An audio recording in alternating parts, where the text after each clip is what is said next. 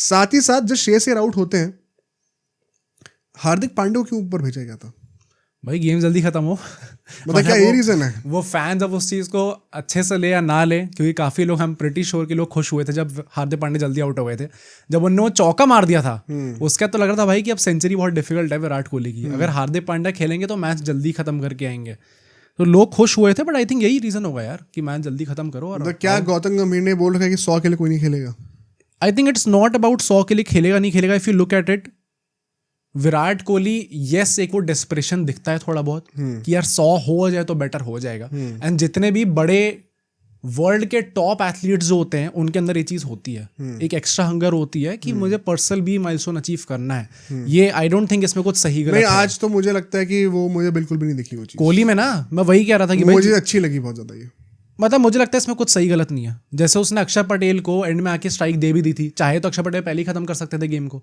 अक्षर ने कहा कि मैं तो कैलकुलेट कर रहा था, एंड में आके उसने बोला है कि ये उसने स्ट्राइक दे दी, इसका कोई उससे रिलेशन नहीं है। वो तो सिंगल लेकर भी दोबारा उनको स्ट्राइक मिल ही जाती।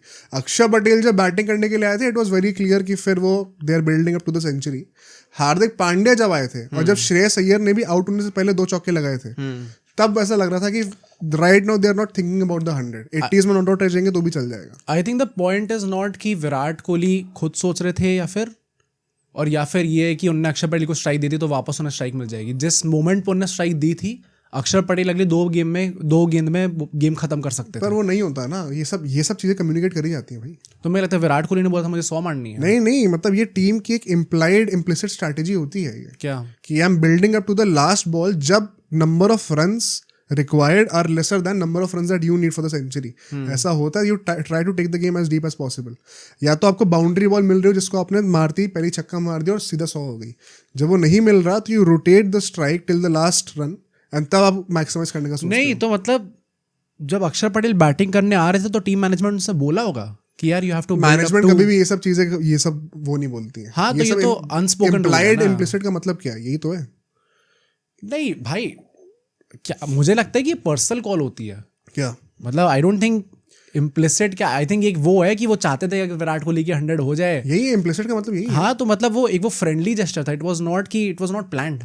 आई थिंक अगर कोई nothing happens without a plan, मतलब ये तो नहीं है। हार्दिक पांड्या वहां पे होते अगर तो वो गेम खत्म कर देते। हाँ, not have played exactly what I am saying कि जब अक्षर आए तो इट वाज इम्प्लाइड कि वो अभी he is okay with playing for his 100। वो था वो। हार्दिक पांड्या जब आए थे ऊपर भेजा गया था, मैं खुद सोचा था कि क्यों भेजा ऊपर ये, क्या गेम को खत्म करने की ज्यादा जल्दी है गौतम गंभीर को, क्या सीन है? एंड विराट कोहली भी कोई डिसेंट शो नहीं कर रहे थे जब वो बाउंड्रीज मार रहे थे तो। बट अक्षर पटेल जब आए तो बहुत क्लियर था उनके खेलने के तरीके से कि he is supporting him for his 100। वो चीजें इंप्लाइड होती हैं। एंड जब वो होता है कि नंबर ऑफ रन आपके कम है, unless and until you find a boundary ball, you take the single and expect कि मुझे इन रिटर्न भी दूसरे से सिंगल मिलेगा। तो ये सब चीजें बोलने की जरूरत नहीं होती किसी को। हाँ, मतलब बट वही है कि काफी जो प्योरेस्ट होते हैं इन सब चीजों को कॉल आउट करते हैं और कहते हैं कि नहीं, मैंने खुद कितनी बार कॉल आउट कर रखा है। वर्ल्ड कप के टाइम पे बांग्लादेश वाले मैच में जो हो रहा था, न्यूजीलैंड वाले मैच में जो हो रहा था, इट वाज नॉट गुड। तो आज क्या लगा तुम्हें? आज वो, लेकिन वो इंटेंशन नहीं था। The game was not dealing, singles deny नहीं हो रहे थे।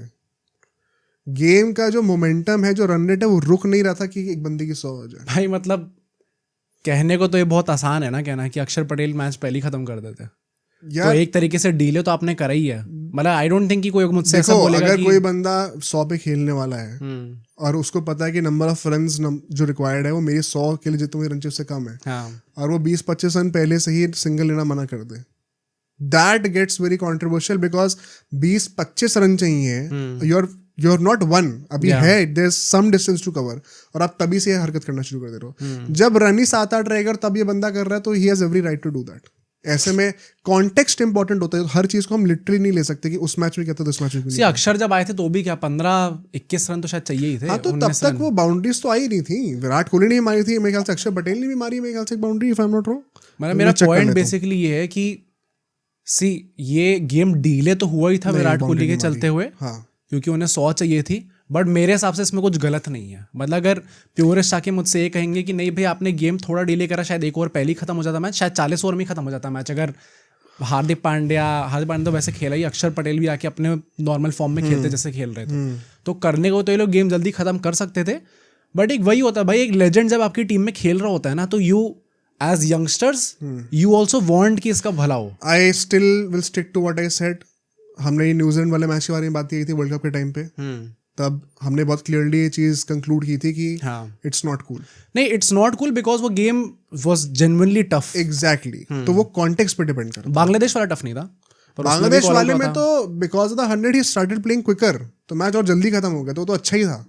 ये भी हमने बात करी. कॉल आउट तो ये हुआ ही था ना कि आप वो 100 के लिए खेल रहे हैं. अब लोग कुछ भी बोले, मैं तो अपना स्टांस बता सकता हूँ. तो ये तो हमने तब भी कहा था कि बांग्लादेश वाले मैच में तो in fact because of his 100 match और जल्दी खत्म हो गया, तो टीम को तो फायदा ही हो गया. इनफैक्ट न्यूजीलैंड वाला मैच बहुत प्रॉब्लमेटिक था. बहुत ज्यादा प्रॉब्लमेटिक था, मगर जडेजा ने वो नहीं मारे होते तो फंस गया था. You never support that. यहाँ पे वो चीज इशू नहीं होने वाली थी फिर से. मतलब I think unless and until match tough हो रहा है, आई थिंक अगर ये पक्का है कि आप जीत ही रहो, जैसे 50 बॉल बची थी भाई. नहीं, अब अगर आप 200 बॉल पे 50 रन रहेगा और पक्का है कि आप जीत रहे हो, पर आप तब से खेलना शुरू कर दोगे संची के लिए, तो वो भी सही नहीं है. वो तो I think unreasonable. Exactly. So context matters. आपको पता है आप जीत रहे हो and number of runs is too low कि now you can start planning for the century. ये नहीं कि 25 30 50 रन रहेगा और आप तभी से ही प्लानिंग करना शुरू कर दे रहे हो. I think then it is of no consequence. तो वो तो जो करा विराट कोहली ने, मुझे काफी अच्छा लगा. ओवरऑल विराट कोहली की जो इनिंग्स थी, मतलब one of his better innings definitely of late. And जिस तरीके से उन्होंने इनिंग्स को पेस करा है, it is going to be very crucial going forward. Semis और फाइनल्स में अगर वो इसी टाइप की विकेट पे ऐसी चेजेस कंडक्ट कर सकते हैं भाई, मतलब you don't even need KL Rahul. जरूरत नहीं पड़ेगी यार. बहुत गिल, रोहित, कोहली जिस फॉर्म में चल रहे हैं, श्रेयस जिस फॉर्म में चल रहे हैं, आपका टॉप 4 आपका गेम खत्म करके दे देंगे. आई थिंक विराट कोहली का बस इंपॉर्टेंट ये है दैट ही फोकसेस ऑन, मतलब वो आउट होके ना आए. वो अगर नॉट आउट रहेंगे तो उनका गेम ऐसा है कि वो स्ट्राइक रोटेट करते रहेंगे और प्लस टीम इंडिया जल्दी पहुंचती भी रहेगी. तो you won't need a guy like KL Rahul. आप उन पे डिपेंड करो नीचे आके नंबर 6 पे कि नहीं यार आप जिता दो हमें. नहीं, आई थिंक विराट कोहली जब तक अपना वो नॉट आउट रहने का काम करते रहेंगे तब तक गेम चलता ही रहेगा. एक और जो सीन हुआ था उसमें, जब ये अफरीदी वगैरह जो जानबूझ के वाइड फेंकने लग गए थे, वो जानबूझ के था या क्या था, यू कैन नॉट रियली जज, बट थोड़ा बैड टेस्ट में तो लग रहा था. और ये चीज पहली बार नहीं हुई है विराट कोहली के साथ. ये वही है ना कि everybody knows that Virat Kohli wants 100, तो वो फिर they do everything in their power कि ना हो 100. तो ये फाउल प्ले थोड़ा सा मुझे ऑफ लग रहा था. क्यों करना चाह रहे हो एग्जैक्टली? अभी तो आप जीतने का सोच रहे थे, अब ये सोचो कि विराट कोहली की 100 ना हो. तो इट शोज कि आपकी टीम किस लेवल पे आ चुकी है अभी.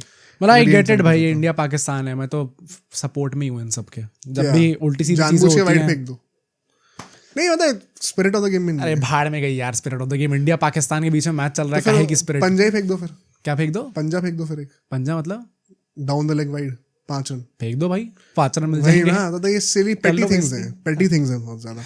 मतलब इससे आपकी टीम जीत नहीं रही, उल्टा हार ही रही है. तो आई थिंक वो जो अश्विन वगैरह करते हैं स्पिरिट ऑफ द गेम वगैरह, जो उसमें ज्ञान दे रहे हैं भाई, वो अपनी टीम को बचाने के लिए कर रहा है. यहाँ पे तो मतलब आप अपना लेवल दिखा रहे हो, तो इट्स अ वेरी पेटी स्टेट भाई. तो इतना प्रेशर भी है ना इन सारे खिलाड़ियों पे. मतलब इंडिया जीती ये तो है ही, बट अगर विराट कोहली ने 100 मार दी तो फिर इनका अपनी कंट्री में वापस जाना वो है. ये बात करते हैं इसके बाद. एक तो भाई बंदे ने 14,000 रन कंप्लीट कर दिए. 280 समथिंग इनिंग्स में कर दिया उसने.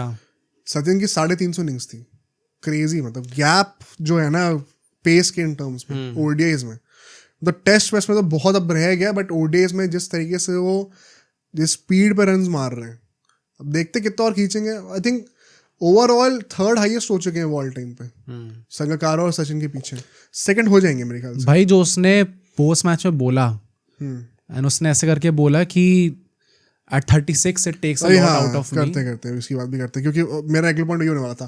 पहली बात तो जो उन्होंने ये बोला, बता दो क्या बोला. उन्होंने ऐसे करके बोला है कि एक वीक ऑफ मिलेगा तो बहुत अच्छा है, specially at 36. I can't say for the 23-24 year olds, but at 36 it takes a lot out of me in general. तो उन्होंने कहा 2 दिन का रेस्ट मिले प्रॉपर मुझे, तो इम्पोर्टेंट है मेरे लिए. मतलब that was the first time जब मेरे दिमाग में ये चीज आई कि अच्छा ही इज गेटिंग ओल्ड. नहीं, बट मैं वही कहा था कि बिल्कुल भी नहीं लगता भाई ऐसा यार. गिल को क्रैम्प्स आए, रोहित शर्मा को हैमस्ट्रिंग इश्यूज हो रहे हैं, पेसर्स को हमें होते हुए दिखे इश्यूज. गिल 25 साल का है, वो 36 का है. विराट कोहली ने बीच में कितनी बार डबल ट्रिपल लिया है वो 82 मीटर की बाउंड्री पे टैप करके, एक बार भी सांस चढ़ती हुई नहीं दिखी. मतलब I think the point is कि जैसे जैसे आपकी एज बढ़ती जाएगी, on match day he would be the fittest player in the world. Recovery में टाइम, रिकवरी में टाइम लगेगा, तो वो फटी थोड़ी बॉडी जल्दी हो जाएगी. वो ऑफ द फील्ड जो चीज़ें होती हैं जिसमें आपका काम करने पड़ते हैं आपको ताकि आप ऑन द फील्ड जब आओ उस मैच डे पे तो आप अपने बेस्ट पे हो, एकदम 100% पे हो. उस प्रोसेस में थोड़ा डिले हो जाता है, थोड़ा बड़ा प्रोसेस हो जाता है वो. आई थिंक मुझे तभी लगता है जब उसने ऐसी चीज़ बोल दी ना, ये चीज़ खुल के आके, मुझे लगा भाई फाइनली शायद ही इज गेटिंग ओल्ड है. मतलब scene although credit to him भाई, I still think he is the fittest player. हाँ भाई, हाँ फॉर श्योर. या गिल और जायसवाल सब आ रहे हैं, बट जिस तरीके से उसने स्टैंडर्ड मैचअप करके रखे हुए हैं, क्रेजी. मैंने तो नहीं देखा भाई अभी तक किसी को. अब सोचो अगर ये क्लिप इतनी बढ़िया थी तो पूरा का पूरा पॉडकास्ट कितना बढ़िया होगा. तो अगर आपको इसी क्लिप का पूरा पॉडकास्ट देखना है तो यहाँ पे क्लिक करिए, और अगर आपको ऐसे ही और क्लिप्स बिंज वॉच करनी है तो यहाँ पे क्लिक करिए.